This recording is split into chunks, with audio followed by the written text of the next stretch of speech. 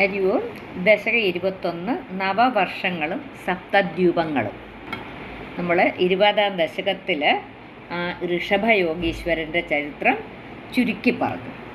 എന്നിട്ട് പറഞ്ഞു, ആ പ്രിയവ്രതൻ എപ്പോഴാണോ നാരദൻ്റെ ആ ഗന്ധമാദര പർവ്വതത്തിലുള്ള ആശ്രമത്തിൽ നിന്ന് തിരിച്ചു വന്നത്, അപ്പോൾ തന്നെ രാജ്യഭാരം ഏറ്റെടുത്തു. അങ്ങനെ ഒരു സൂര്യനെ പോലെ തേജസ്സുള്ള ഒരു രഥം നിർമ്മിച്ചുവെന്നും, അങ്ങനെ ആ രഥം ത്തിൻ്റെ ഈ പോയ വഴി സമുദ്രങ്ങൾ ഉണ്ടായി എന്നും പിന്നെ 7 സപ്തദ്വീപങ്ങളുണ്ടായി എന്നും പറഞ്ഞു. അതിൽ ആ 7 ദ്വീപങ്ങൾ ഏതൊക്കെയാണ്? അതിൽ ആദ്യം തന്നെ പറയുന്നു ജംബുദ്വീപ്. അതാണ് നമ്മുടെ ഭാരതമുള്ള ഏഷ്യ. പിന്നെ ഉള്ളത് പ്ലാക്ഷദ്വീപ്, അത് ഇന്നത്തെ തെക്കേ അമേരിക്ക. ഇപ്പോൾ എല്ലാത്തിൻ്റെയും പേരൊക്കെ മാറിയിട്ടുണ്ട്. മൂന്നാമത്തേത് ശാൽമല ദ്വീപ്, അതാണ് ഓസ്ട്രേലിയ.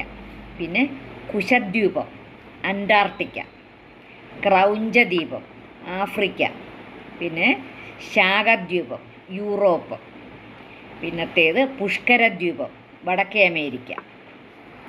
അപ്പം 7 ദ്വീപങ്ങളായി. അപ്പോൾ ഈ എവിടെയാണോ ഭാരതമുള്ളത് ആ ജംബുദ്വീപത്തിനെ കുറിച്ചാണ് ആദ്യം പറയുന്നത്.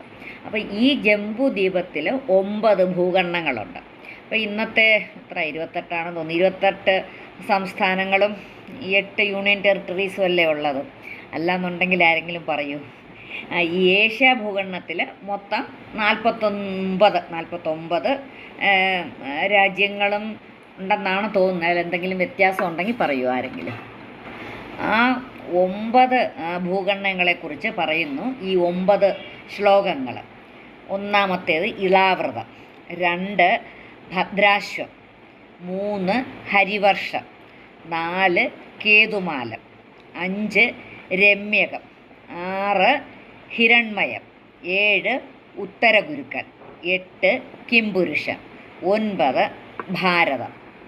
ഈ 9 ഭൂഖണ്ഡത്തിലും ഭഗവാനെ ഒരു ഉപാസ്യ ദേവതയാക്കിക്കൊണ്ട് ഏതെങ്കിലും ഒരു ഭക്തൻ പൂജിക്കുന്നു എന്നാണ് പറയുന്നത്.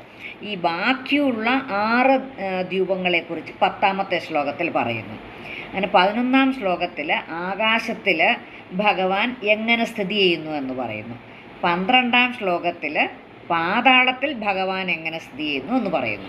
ചുരുക്കത്തിൽ ഈ പ്രിയവ്രതനാണ് ഈ വിധത്തിൽ ഭൂഖണ്ഡങ്ങളെയൊക്കെ ഉണ്ടാക്കിയതെന്നർത്ഥം. പക്ഷേ ഈ പ്രിയവ്രതനെ കുറിച്ച് വേറെ ഒന്നും അങ്ങനെ പറഞ്ഞിട്ടില്ല. കഴിഞ്ഞ ഇൻട്രൊഡക്ഷനിൽ ഞാനത് പറഞ്ഞായിരുന്നു.